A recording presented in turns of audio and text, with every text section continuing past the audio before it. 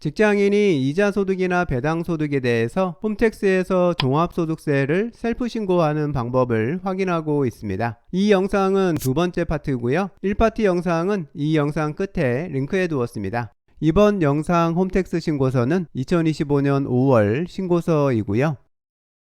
이제 신고서 작성을 이어가 보겠습니다. 앞쪽 영상에서 신고인의 금융소득 금액 부분 작성을 끝냈고요. 이제 근로소득 금액을 입력할 차례인데요. 화면에서 근로소득 상자에 있는 입력하기 클릭합니다. 팝업 창이 하나 뜨고요. 신고인의 근로소득 자료가 불려오게 되는데요. 화면에서 해당하는 근로소득을 선택해 줍니다. 방금 선택한 회사의 소득금액하고 원천 징수됐던 소득세가 화면에 등록됐는데요. 불려온 내용이 신고하려는 금액이 맞으면 근로소득 금액에 대한 입력은 이걸로 끝난 겁니다. 작성 완료 클릭하면요. 종합소득금액을 계산하는 화면에서 근로소득 항목에 해당하는 근로소득 금액이 등록된 것 볼 수 있습니다. 이제 금융소득하고 근로소득에 대한 소득금액 입력은 모두 끝났는데요. 지금 화면 사례의 경우에는 종합소득금액은 5,125만원으로 잡힌 상황입니다. 작성 완료 클릭하고 다음으로 넘어가면요. 금융소득하고 근로소득을 신고하는 경우에 작성할 필요가 없는 결손금 작성 화면을 넘어갈 거냐는 안내가 나오는데요. 불필요한 내용이니까 작성 안 하는 것으로 선택하고요. 그러면 다시 화면이 넘어가면서 팝업 창이 하나 더 뜨고 직장 연말정산 내역을 보여주는데요. 여기에서 해당하는 내용을 선택해서 저장해 줍니다. 이렇게 하면 연말정산 때 적용받았던 소득공제, 세액공제 내용이 모두 불려와서 지금부터 작성할 신고서 양식들을 모두 채워놓게 됩니다. 그래서 지금부터 작성할 양식들에서는 새로 작성할 건 거의 없고요. 불려온 내용이 연말정산 내용하고 같은지 확인만 해주면 되고요. 혹시 수정할 부분이 있으면 그런 부분만 찾아서 수정을 진행해주면 됩니다. 이제 인적공제 확인하는 부분부터 시작됐는데요. 소득공제, 세액공제 내용을 확인하는 방법은 원천징수 영수증 두 번째 페이지에 적혀있는 항목별 금액들이 지금 작성하는 홈택스 신고서에서 해당하는 항목에 해당하는 금액이 맞게 불려와 있는지만 확인하면 되는데요. 첫 번째로 확인하게 되는 건 원천징수 영수증에 기입된 순서대로 해서 인적공제부터 확인해 보면 됩니다. 그 다음은 국민연금 금액을 확인하는 순서로 해서 원천징수 영수증에 적힌 금액을 홈택스 화면에서 순서대로 확인해 나가면 됩니다. 화면에서 확인이 끝나면 작성 완료 버튼을 클릭해서 계속 다음 화면으로 진행하면 되고요. 지금 화면 사례에서 보면 국민연금은 250만원, 건강보험료 170만원 확인하면 되고요.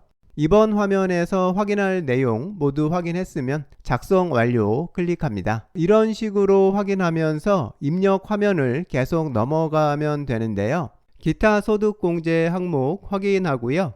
신용카드 사용액 신청된 것 등등 본인 연말정산 공제 신청 내역이 모두 맞게 등록됐는지 확인해주면 됩니다.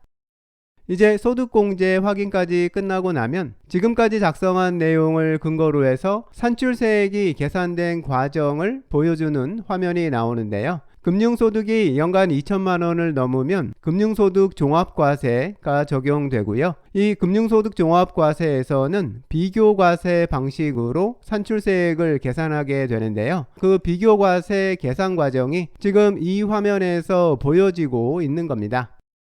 비교과세 방식은 두 가지 방식으로 계산한 세금 금액을 서로 비교해서 최종 납부할 세금을 결정하는 방식인데요. 우선 금융소득을 종합소득세 계산에 사용하는 기본 세율로 과세할 때의 세금 산출세액을 계산해 보고요. 다음으로 금융소득 전체를 14% 원천징수 세율로 과세했을 때의 세금 산출세액을 계산합니다. 그리고 이 두 가지 산출세액 금액 중에서 더 큰 금액을 종합소득 산출세액으로 결정하는 방법이 비교과세 방법입니다. 이렇게 비교과세 방법을 사용하면 금융소득이 2천만원 이상인 경우에도 납부하게 되는 세금이 최소한 원천징수세율인 14% 이상은 납부하게 되는데요. 금융소득 2천만 원 이하인 경우에는 14% 원천징수로 세금 납부가 끝나니까 2천만 원을 초과하는 경우에는 최소한 이것보다는 세금을 더 많이 내게 하는 효과가 발생하게 됩니다. 이자소득하고 배당소득 입력한 것 모두 있고요. 근로소득 금액 입력했던 거 있고요. 그리고 배당세액공제 금액도 계산돼서 보여지는데요. 이 배당세액공제는 뒤쪽에서 세액공제를 신청해야 하는 거니까 여기서는 금액만 잠깐 기억해 두시면 좋을 것 같습니다. 지금 이 화면에서 보시는 계산 내역은 홈택스 시스템이 자동으로 계산해 주는 거니까 계산 과정을 특별히 신경 쓸 필요는 없고요. 여기서는 잠깐 확인만 해보고 다음 페이지로 넘어가면 됩니다. 세액감면은 작성할 필요가 없다는 안내니까요. 그냥 넘어가면 되고요. 세액공제 신청하는 부분도 앞에서 했던 소득공제 확인했던 방법하고 동일하게 진행하면 되는데요. 화면을 넘기면서 본인이 신청할 내용이 맞게 신청됐는지 금액까지 모두 확인해 주면 됩니다.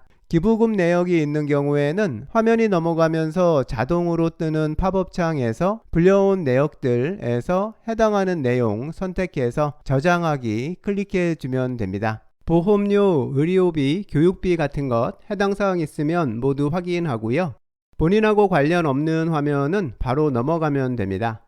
그리고 세액공제에서는 배당세액공제 신청됐는지 확인해야 하니까요. 지금 화면 사례에서는 앞에서 비교과세 계산 화면에서 확인했었던 배당세액공제 금액 25만원 입력된 것 확인해야 하고요. 그리고 화면을 계속 넘기면서 이번 신고하고 관련 없는 부분은 그냥 넘어가면 됩니다. 이제 기납부세액 내역을 확인하는 화면이 나오는데요. 그리고 이자소득, 배당소득, 근로소득에서 이미 원천징수돼서 납부했던 세금들도 확인할 수 있습니다. 화면을 넘기면 이제 신고서 제출 후에 납부할 세금 금액을 확인할 수 있는데요. 화면 사례의 경우에는 40만원 정도를 환급받게 되는 결과가 나왔습니다. 신고서 제출하면 국세청에서 이 금액을 환급받게 되는 겁니다.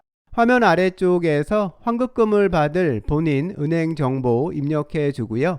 그리고 이 화면 아래쪽에 세액계산 제목에 붙어 있는 펼치기 버튼을 클릭하면 지금까지 작성한 신고서에 대해서 종합소득금액에서부터 산출세액, 세액공제, 기납부세액을 거쳐서 최종 납부할 세금이 계산된 과정을 확인할 수 있으니까요. 신고서 제출하기 전에 꼼꼼히 한번 확인해 보는 것도 좋을 것 같습니다.